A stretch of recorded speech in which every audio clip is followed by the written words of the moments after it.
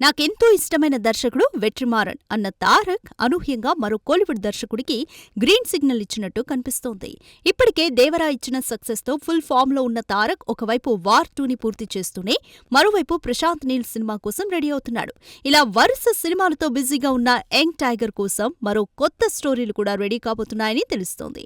Doctor, Jailer సినిమాలతో audience కి దగ్గరైన దర్శకుడు నెల్సన్ ఎన్టీఆర్ తో ఓ సినిమా చేయనున్నాడని గతంలో వార్తలు రాగా ప్రస్తుతం అవి నిజమయ్యేలాగే కనిపిస్తున్నాయి. ప్రస్తుతం ఎన్టీఆర్ కోసం భారీ స్క్రిప్ట్ ను రెడీ చేస్తున్నాడని, జైలర్ 2 పనుల్లో బిజీగా ఉన్న నెల్సన్ ఈ సినిమా పూర్తయిన వెంటనే ఎన్టీఆర్ సినిమాతో సినిమా చేస్తాడని కోలీవుడ్ కోడై కూస్తోంది. ఇక ఈ సినిమా టైటిల్ రాక్ అని, ఇదే టైటిల్ తో పాన్ ఇండియా స్థాయిలో నెల్సన్ సినిమా తెరకెక్కించబోతున్నాడని సమాచారం.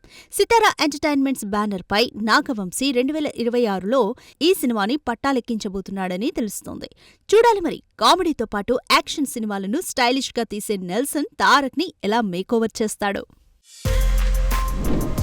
For more videos like this, subscribe Big TV channel.